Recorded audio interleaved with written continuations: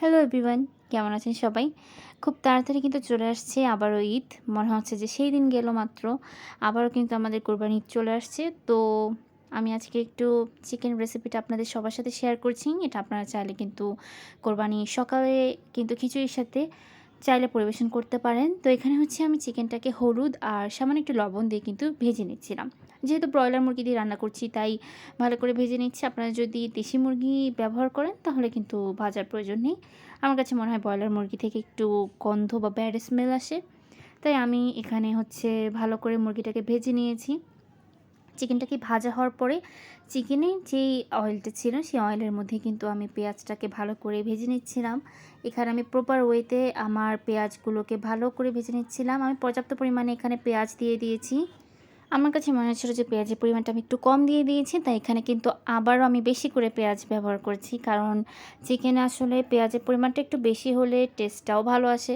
তো এর মধ্যে আমি যে গোটা মশলাগুলো ছিল সেগুলো দিয়েছি। আপনারা তো জানেন আমি সবসময় গোটা মশলাগুলোকে পেস্ট করে দিই বা বেটে দিই বা গুঁড়া করে দিই, কিন্তু আজকে অতটা সময় পাইনি, খুব তাড়াহুড়া করে রান্না করেছি, তাই আমি এভাবেই দিয়ে দিলাম গোটা মশলাগুলো। আর এখানে হচ্ছে আমি লং, এলাচ, দারচিনি, তেজপাতা সব কিছু দেওয়ার পরে এখানে আমি প্রথমে কষিয়ে নিয়েছি আদা রসুন বাটা দিয়ে। তার মধ্যে এখানে হলুদ, মরিচ গুঁড়া, ধনিয়া গুঁড়া আর লবণ দিয়ে কিন্তু আমি ভালো করে মিক্স করে নিয়েছিলাম। আর অবশ্যই এখানে আমি চিকেনের যে মশলাটা আছে সেটাও কিন্তু ব্যবহার করেছি, যে কোনো ব্র্যান্ডেডটা ইউজ করতে পারেন। আর এখানে হচ্ছে টমেটোর যে পিউরিটা ছিল সেই পিউরিটাও কিন্তু আমি দিয়ে দিয়েছি। আমার কাছে যে কোনো রান্নার রেসিপিতে টমেটোর পিউরিটা দিলে অনেক ভালো লাগে। তো ভালো করে যখন আমার মশলাটা সুন্দর করে কষে গিয়েছে, তখন হচ্ছে আমি বাকি যে চিকেনগুলো আমি ভেজে রেখেছিলাম, তুলে রেখেছিলাম, সেটাকে আমি আবারও দিয়ে দিচ্ছি কড়াইয়ে। তো ভালো করে আমি এর মধ্যে কষিয়ে নেব। আমি কিন্তু এখন কোনো রকমের পানি অ্যাড করব না। চুলাটাকে একদম মিডিয়াম লো হিটে দিয়ে কিন্তু আমি ভালো করে কষিয়ে নিয়ে সামান্য পরিমাণে একটু পানি দিয়ে কিন্তু মিক্স করে নিচ্ছিলাম। তো চিকেনটাকে আমি অল্প একটু পানি দিয়ে ভুনা ভুনা করে যেহেতু বানাবো আমি, তাই এখানে অল্প পানি দিয়ে কিন্তু আমি আবারও ঢেকে দিয়ে এরপরে কিন্তু আমি গরম মশলার গুঁড়াটা দিয়ে দিয়েছি। চিকেনটা এত টেস্ট হয়েছিল যেটা আসলে বলার বাহিরে। আপনারা চাইলে কিন্তু একবার ট্রাই করে দেখতে পারেন চিকেনটা। আর এইদিকে হচ্ছে আমি রুই মাছগুলোকে ভালো করে ফ্রাই করে নিয়েছিলাম।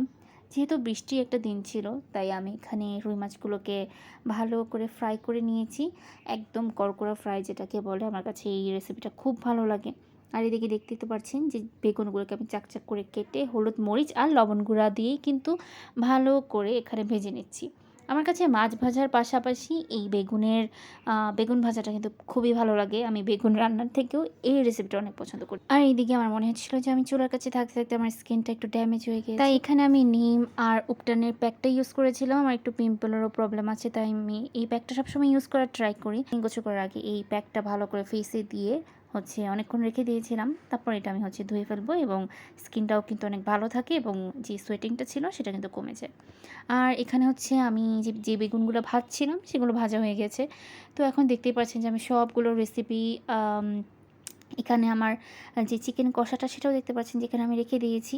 আর পাশাপাশি এই যে বেগুন ভাজা আমার খুব পছন্দের, এটাও আমি রেখে দিয়েছিলাম। আর আমার আম্মু হচ্ছে এই ভর্তাটা তৈরি করেছিল। এতক্ষণ সাথে থাকার জন্য সবাইকে অনেক অনেক ধন্যবাদ।